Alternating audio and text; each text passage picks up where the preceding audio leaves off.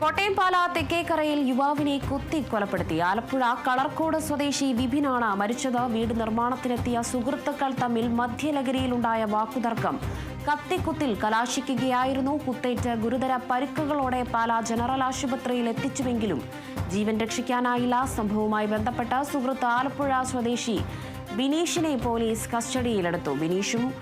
ബിനീഷിനും കുത്തേറ്റിട്ടുണ്ട്. പരിക്കുകളുമായി ആശുപത്രിയിലെത്തിയപ്പോഴാണ് ബിനീഷ് പിടിയിലായത്. സംഭവത്തിൽ പോലീസ് അന്വേഷണം ആരംഭിച്ചു.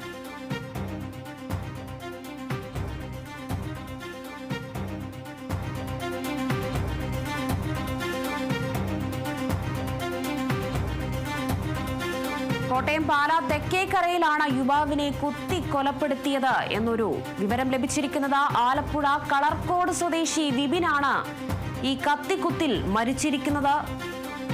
വീട് നിർമ്മാണത്തിനെത്തിയ സുഹൃത്തുക്കൾ തമ്മിൽ മധ്യലഹരിയിലുണ്ടായ വാക്കുതർക്കം കത്തിക്കുത്തിൽ കലാശിക്കുകയായിരുന്നു.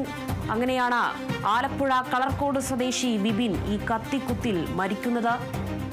കുത്തേറ്റ് ഗുരുതര പരിക്കുകളോടെ പാല ജനറൽ ആശുപത്രിയിൽ വിപിനെ എത്തിച്ചുവെങ്കിലും വിപിന്റെ ജീവൻ രക്ഷിക്കാനായില്ല. സംഭവവുമായി ബന്ധപ്പെട്ട സുഹൃത്ത് ആലപ്പുഴ സ്വദേശി ബിനീഷിനെ പോലീസ് കസ്റ്റഡിയിലെടുത്തിട്ടുണ്ട്.